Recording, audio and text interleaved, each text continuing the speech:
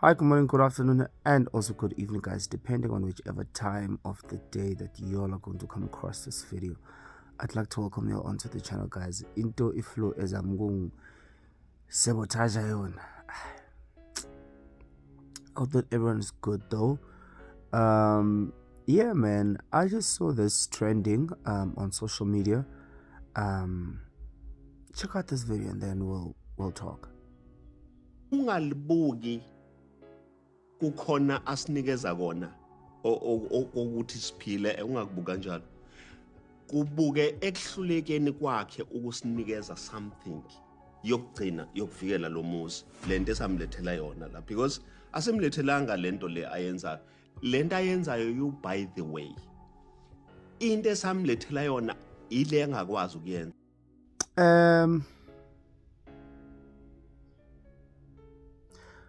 Shuti, that's a clip from Uthando Nesithembu. If I'm not mistaken, that was the last episode that recently aired. And yes, first things first, I do not watch the show Bafethu Manga. Yeah, I just don't. But I know I've heard and stuff in the show, and yeah. But however, I feel like Umusa, with what he said on this clip, because everyone is also saying the same thing. He is talking about the inability of uMakhumalo ukuthi amnikeze abantwana.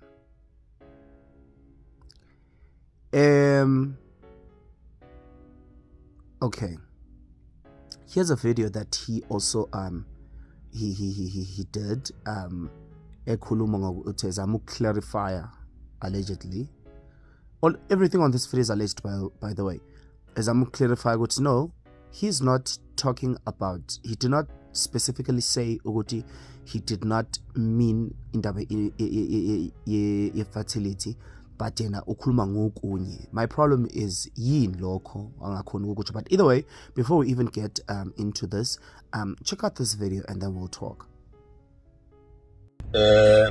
Sanibonani Mzansi, ngiyabonga kakhulu ukuthi Uthando Nesithembu likhulile laze lafika la likhona. Le video le angivamile ukwenza ama video kodwa ngithi angiyenze ngoba ngiyabona ukuthi hayi into engibhekene nayo inkulu. Kodwa ngesikhathi siqala Uthando Nesithembu sishonga ukuthi konke kuzoba kuhle noma kuzoba kubi. Sathi naku thina sizoninikeza isithembu bese niya decide nina ukuthi niyasifuna isithembu noma nisifuni. But into eyenza ngenze le video ukhuluma ngoMakhumalo. I've never said uMakhumalo lento enishoyo ngaye. Ngithena mina lento ayiphumele ekhaya imhlulela ukuthi ayenzela kaMseleko. Ungeseka lokho. Because nginomuzi omkhulu. Ikona kuphela engikhuluma ngakho. Manje nina senifaka okunye okuningi. Yazi mina noMakhumalo we are right kakhulu and angikwazi ukufaka abanye abantu mangikhuluma ngaye because labo bantu kuyoba sengathi bakhulu kunoMakhumalo. So that will be unfortunate. But I'm simply saying uMakhumalo lento ayiganile emenza boMrs Mseleko number 3. Meaning usho ukuthi lento ayiganile fanele ayeseke iyona kuphela engikhuluma ngayo. Angikhulumi ngokunye lokhu nina nikhuluma ngakho and uyangitshela mina ukuthi anikho esithembweni because kube benisisithembweni benizo understand ukuthi uMseleko ukukhuluma ngesithembu. But ngiyabonga kakhulu konke lokho elikushoyo kuyasilekelela ekutheni sikwazi ukuya phambili and engathi ningaqhubeka njalo nime nje nina besilo nime nina beqhawe nisilekelela ukuthi sikwazi njalo ukuya phambili. Ngaphandle kwenu asiyilutho. Siyabonga kakhulu. Angazi ke noma abantu basasifuna isithembu ngoba kungenza ukuthi sebe decide ukuthi ayi isithembu ngisasifuna, isithembu ngiyasifuna. Ayibanga bande khona.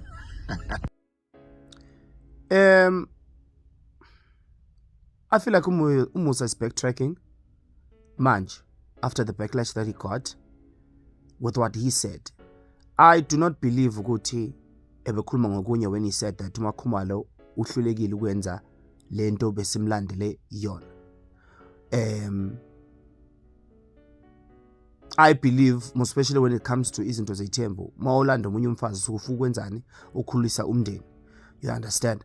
And the fact ukuthi manje he's backtracking esesho ukuthi yena bengakhulumi ngalokho bekhuluma ngokunye, ikuphi lokho?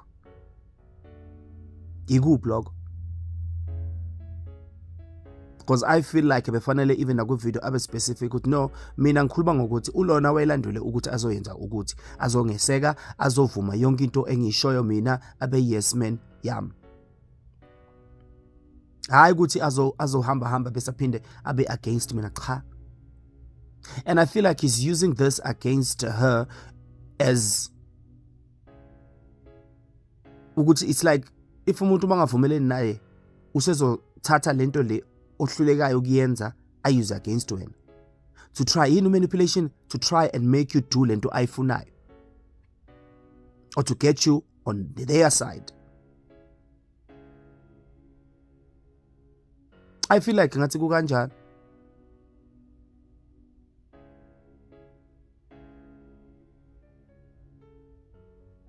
Hey, mina yabo indaba zeThembu mfethu, I don't want to lie to you, angazi.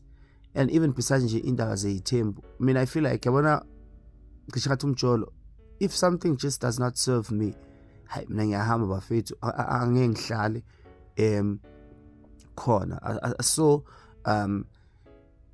ku social media under that clip, maningi ama clips, same clip but a lot of people posted that clip, and a lot of people had a lot of mixed reactions when it came to this. But one of the thing that just stood out was everyone saying ukuthi uMakhumalo allegedly unayo imali, nangu naye uziyasho ukuthi uyamsiza ngalokho. Why angahambi? And why? Yabo the fact ukuthi umuntu manje sekwazi ukwenza azaza khulume ngento nawe unganawo amandla over yona, ukuthi akulimazi. Mina I remember my ex one time, I once told ex yami ukuthi it was during COVID, should best notshwala endlini, cha ngabhubhudla, ngabhubhudla funa khona hayi ukuthi bengibhubhudla once cut, bengihleli mina endlini ngenzi lutho, bengibhubhudlela utshwala every day. How umuntu ovela wangisuka sethi yindaba ngathi wena noma makhona yafana nje, wena ngangilinde ukuthi aphinde ayivuse leyo ndaba. In my head nakhona futhi clicka lento sekhambe isikhathi ukuthi lo wayethini. It's like umuntu ozothatha weakness yakho ayisebenzise against you, wena uyaweaponize kahle kahle. This exactly, I feel like Umseleki is just doing that. Shoot, in other words, it's like ngathi uthi wena uvumelana nami, wena kodwa ungakhohlwa phela like habe ngikulandela ukuthi enohlulekile ukuthi wenze ukuthi, but still usahleli like high. I don't know if what I'm saying is making sense, but nje lo baba.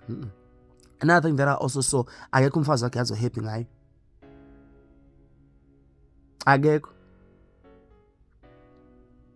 Abanye bafuna ukuhamba, abanye vele sebemkhomba ngophakathi. And do I feel like, because I did watch this episode, do I feel like ukuthi uMakhumalo is disrespecting the other ladies or kanjani based on this episode? That's why I'm just saying based on this episode, because angiwazi amanye, it could have been ukuthi khona amanye ama episodes where she did maybe something along those lines, but I feel like she is not. I do not feel like she's disrespecting labanye abafazi. I do not feel like she is she thinks she's big-headed because of this and that. No, I do not feel kanjalo mina. Angifuni ukuqambela amanga. I don't. However, Umusa said something along those lines if he did not say that.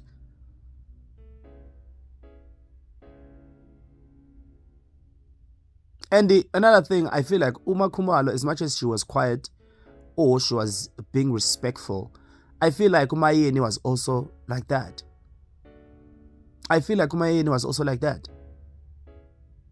But with time, bafethu, kokunye uyakhathala ukwenza uyislima, uyakhathala no protect umuntu. You just get fed up. I feel like Uthobile will be like that. Uthobile gela lapho. If not the season elandelayo, 2 seasons to come, she'll definitely be like that now. A cartel.